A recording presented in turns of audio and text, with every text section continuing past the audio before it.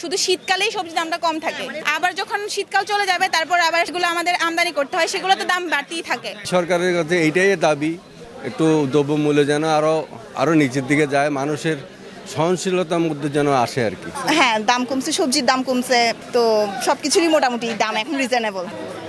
দর্শক, আমি এই মুহূর্তে উপস্থিত আছি নগরীর ২ নং গেটের কর্ণফুলী কাঁচা বাজারে। বর্তমান বাজারে সাধারণ মানুষের স্বস্তি ফিরেছে শাকসবজি, আলু, পেঁয়াজ, বিভিন্ন পণ্যের উপর। আমরা আজকে ক্রেতা এবং বিক্রেতার কাছ থেকে জানতে চাইব ক্রেতা কেনাকাটা করে তাদের স্বস্তি কেমন লাগছে তাদের, এবং বিক্রেতারা বেচা কেনা করে তাদের কেমন লাগছে।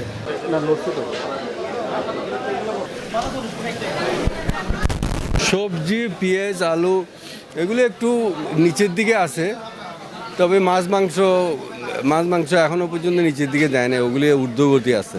তবে সবজির বাজারটা একটু স্থিতিশীল মনে হচ্ছে। আর একটু এখন তো শীতকাল মৌসুম, এখন তো সবজির বাজার মোটামুটি ভালো। এখন তো বছরের প্রথমে আমরা তো সবাই চাইবো যে প্রথমে আমরা সবাই ভালো থাকি, সবাই ভালো প্রত্যাশা করি।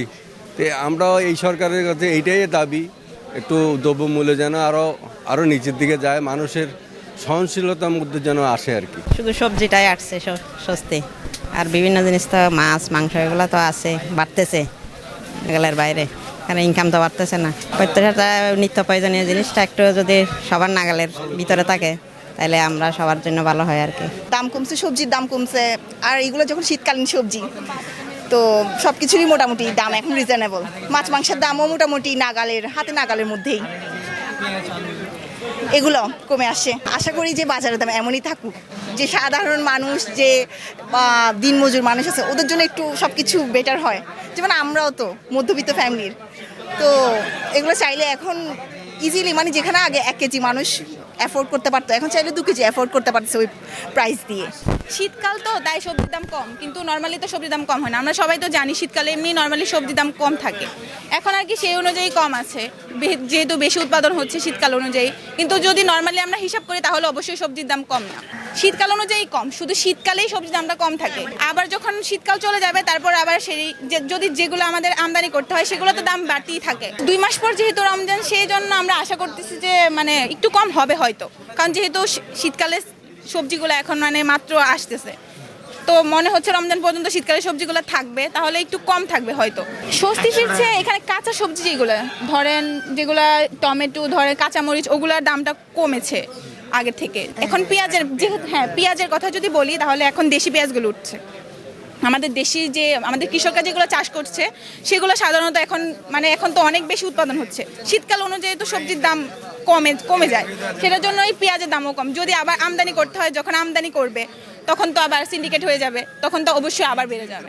ওইটাকে আসলে আমাদের কন্ট্রোল করতে হবে। যখন সবজির দামটা মানে সবজিটা যখন দেশের বাইরে থেকে আমরা আমদানি করি তখন এটাকে কন্ট্রোল করতে হবে দামটা, কিন্তু এখন তো নর্মালি যেটা হচ্ছে সেটা তো আমাদের দেশীয় সবজি, যা এখন স্বাভাবিক কমে যাচ্ছে।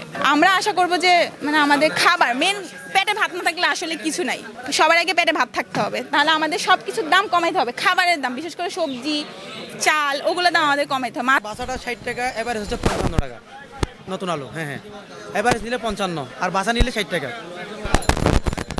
আর ফুলকপি হচ্ছে আপনার 40 টাকা, মাথা 30 টাকা, সিম হচ্ছে 60 টাকা, মিষ্টি কুমড়া 40 টাকা, লাউ হচ্ছে 30 টাকা, বরবটি 60 টাকা, টমেটো 60, তারপর আছে দেশি বেগুন 60 টাকা, বত্তা বেগুন 50 টাকা। দর্শক, এতক্ষণ আমরা ঘুরে ঘুরে কর্ণফুলী বাজারে শুনলাম ক্রেতা বিক্রেতার কথা।